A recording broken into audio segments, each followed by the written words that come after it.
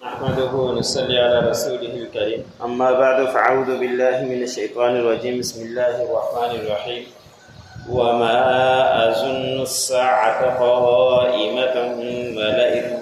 رددت إلى ربي لأجدن خيرا منها منقلبا قال له صاحبه وهو يحاوره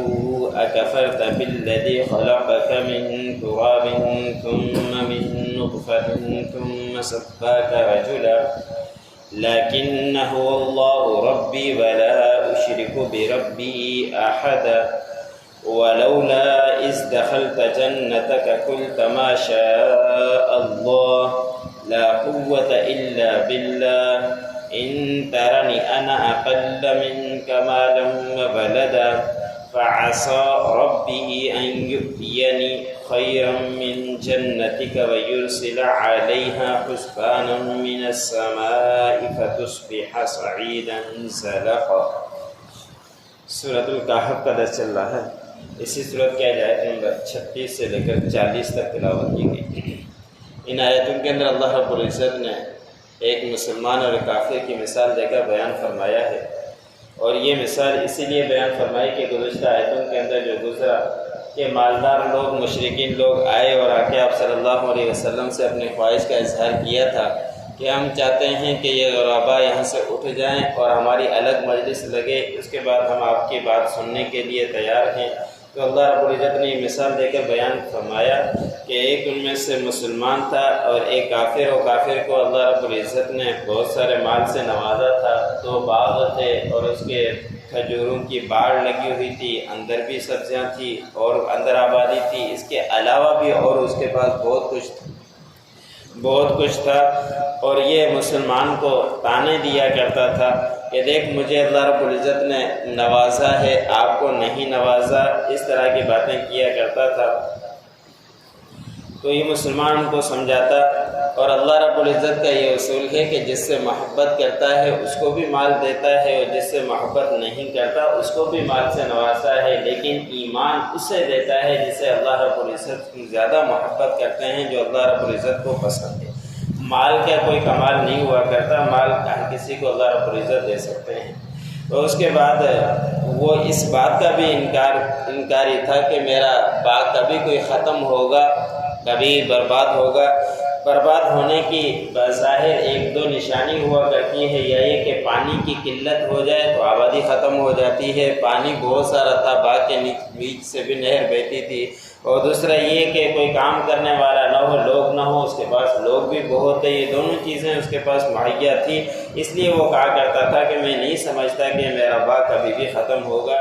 ایسے ہی جو آج کی آیت میں اللہ رب العزت نے فرمایا کہ اس کافر کے گمان میں یہ تھا، وہ یہ کہا کرتا تھا کہ میں گمان نہیں کرتا کہ کوئی قیامت بھی آئے گی، قیامت تو آنی نہیں ہے، بس یہ زندگی ہے، جتنی چاہے زندگی گزار لو۔ پھر وہ کہتا کہ اگر قیامت قائم بھی ہوئی، میں لوٹا بھی گیا اپنے پروردگار کی طرف، تو پھر میں وہاں اور زیادہ اچھا پلٹ کر پاؤں گا، اس سے زیادہ اچھا پاؤں گا۔ لیکن مسلمان دوست اس سے کہتا کہ تم انکار کرتے ہو اس ذات کا جس نے آپ کو پیدا کیا ہے مٹی سے،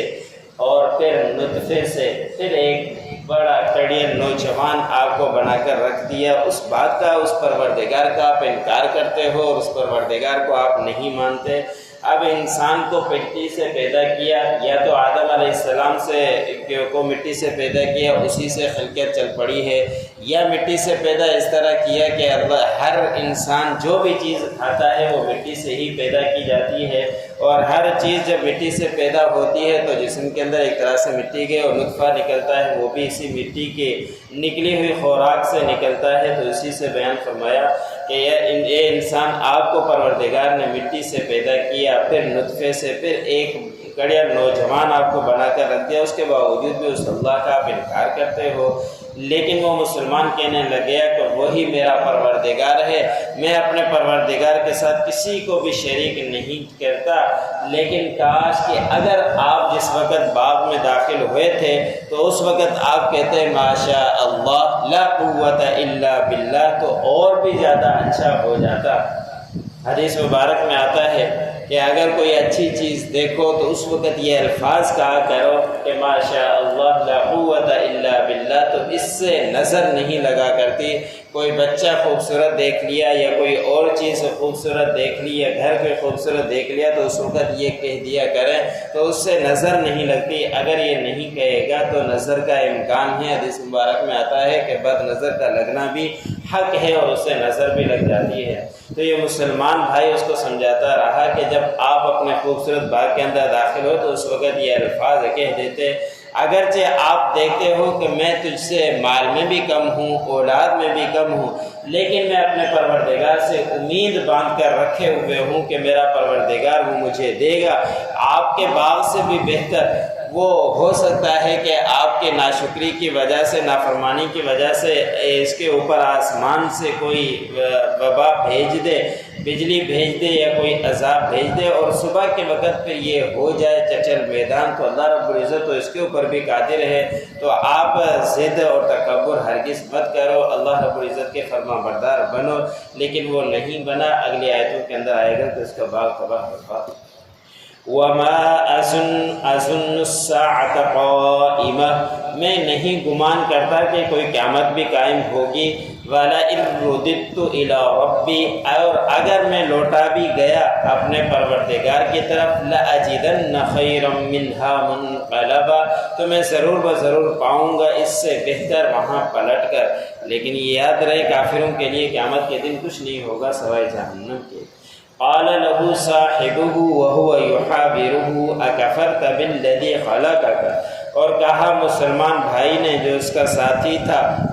گفتگو کرتے ہوئے کہ کیا آپ انکار کرتے ہو اس ذات کا جس نے آپ کو پیدا کیا، من تراب مٹی سے، ثم من نطفۃ پھر نطفے سے، ثم سواک رجلا پھر آپ کو ایک نوجوان برابر کر دیا۔ لکنہ اللہ ربی ولا اشرک بربی احدا، لیکن وہی اللہ میرا پروردگار ہے، میں اپنے پروردگار کے ساتھ کسی کو شریک نہیں ٹھہراتا۔